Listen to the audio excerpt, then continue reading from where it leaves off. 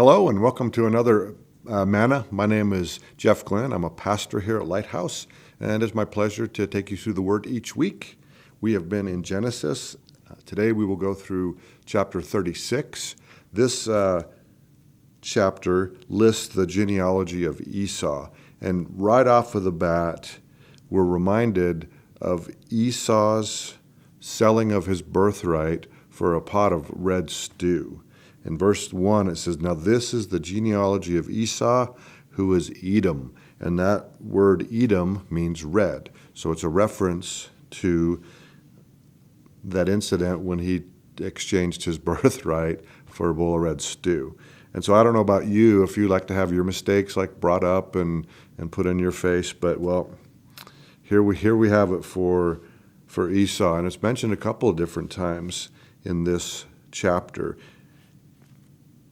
So I don't know whether it was, open rebellion from Esau in leaving his birthright, or most likely it was just due to a lack of self-control. And Proverbs 25:28 reminds us how dangerous that is. It says, "Whoever has no rule over his own spirit is like a city broken down without walls." And so in biblical times, it was really important to surround your city with strong fortified walls so that you could protect yourself. And so if there was an enemy that came in and your walls were broken down. And so we see that in Edom's life, right, in Esau's life, especially as we get later into his life. But chapter 36 is all about his genealogy. And we see again in verse 8 when he moves to an area near Mount Seir. We'll read the verse here. "So Esau dwelt in Mount Seir." Esau is Edom. So this whole area now gets called out for that thing which Esau traded his birthright for, this red stew. And so Esau had moved there because there was beginning to be too many flocks and people, much like Abraham and Lot, right? So Esau chose to move his big clan over to this area near Mount Seir, and it becomes known as red. So again, another reminder. So it's kind of strange. Your entire place where you live is named after your weakness, right? And so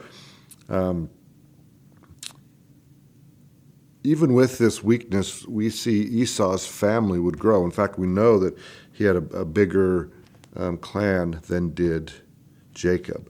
But this is from the promise that God gave to Rebekah, his mom, during that period of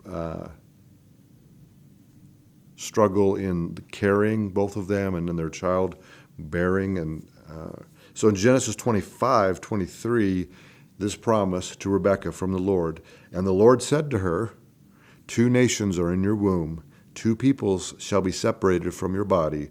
One people shall be stronger than the other, and the older shall serve the younger."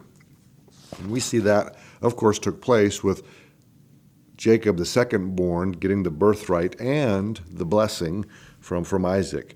But that led to their separation. And so while Jacob was off laboring for Laban and his 2 wives for 21 years, Esau's back at home, and he's doing the same thing. He's taking wives for himself. He's growing his family. His clan is growing, which is true to the promise of God that his family and wealth would increase. So we see that contrast when Jacob returns back to his home country and Esau comes out to meet him with 500 warriors, basically. And even though Jacob had a big clan at that time, he had a lot of herdsmen, but he didn't have an army like this. And so Esau had really flourished, but because of this promise to Rebekah from God that 2 nations would come out of them. And Genesis 36 describes Esau, Edom's people. He would have 12 tribes also. He would have 12 sons that would grow into chiefs, as the New King James Version describes, or kings, in other words. So he would have a big area, big territory as well, much sooner than Jacob would. So this imbalance, it seems like, okay, wait a minute, Jacob has the birthright and the greater blessing and the favor from God, but Esau is outgrowing him at least in the beginning. But this imbalance doesn't necessarily show that there's outsized favor to Esau. It's quite the opposite. Romans 9:13 tells us this contrast in favor. It was, as it's written, Jacob I've loved, but Esau I've hated. And Malachi actually records that verse there about the contrast between how God views Jacob more favorably. And it's not necessarily a direct expression of disfavor, but it's more of I prefer Jacob over Esau. And we remember this provision from birth to Esau to become a nation, and he does. That's what we're seeing in verse 36. So our standing with God doesn't mean that he's going to withhold good, and it doesn't mean that he's going to withhold provision. Matthew 5:48 tells us that. For he makes the sun rise on the evil and on the good, and he sends rain on the just and the unjust. So God's general provision isn't tied to like our behavior or our performance. In fact, those things are what is used to draw us to him. We know that the kindness of God brings us to salvation and repentance.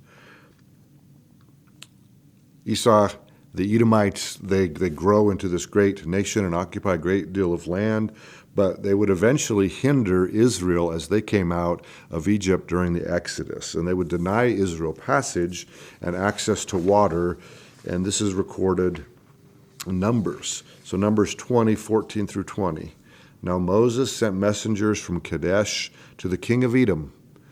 Thus says your brother Israel, you know all the hardship that has befallen us, how our fathers went down to Egypt, and we dwelt in Egypt a long time, and the Egyptians afflicted us and our fathers.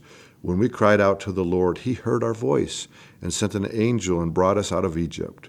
Now here we are in Kadesh, a city on the edge of your border.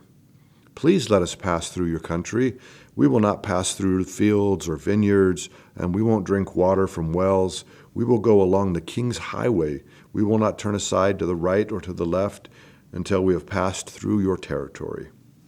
Then Edom said to him, you shall not pass through my land, lest I come out against you with the sword. So the children of Israel said to him, we will go by the highway, and if I or my livestock drink any of your water, we will pay for it. Only let me pass through on foot, nothing more. Then he said, you shall not pass through. So Edom came out against them with many men and with a strong hand. Thus Edom refused to give Israel passage through his territory. So Israel turned away from him. So they're repelled from going through this land by Edom. And when Moses calls the king of Edom brother, he's referring to this brotherhood of Esau and Jacob, which the king of Edom rejects, denying them passage. So Esau refused to seek God during his lifetime, and that example rolled down generation to generation and played itself out in the nation of Edom that would rise from his line. And God, who he's long suffering, but there comes a point when that he will no longer tarry with man. So he seeks justice for Israel. And the prophet Obadiah records this in his vision in the book by his name. And it's only one chapter, so I would recommend that you go read the book, the 21 verses of Obadiah. And it's right before the book of Jonah. And I'll read a couple of those verses here so we can get a flavor of that.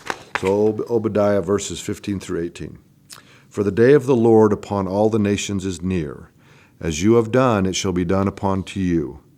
Your reprisal shall return upon your own head. For as you drank on my holy mountain, so shall all the nations drink continually. Yes, they shall drink and swallow, and they shall be as though they had never been. But on Mount Zion there shall be a deliverance, and there shall be holiness. The house of Jacob shall possess their possessions. The house of Jacob shall be a fire, and the house of Joseph a flame, but the house of Esau shall be stubble. They shall kindle them and devour them, and no survivor shall remain of the house of Esau, for the Lord has spoken. And it goes on, both before that and after that, about this impending judgment upon Edom. And so as we see today, there's no nation of Edom, there is a nation of Israel. So for us, our encouragement is the Lord is long-suffering, and his provision doesn't depend on our performance. And while his justice might seem slow to us, it's in his perfect timing and giving us plenty of time for repentance and also giving fullness of justice. So until next week, stay encouraged and stay in the Word.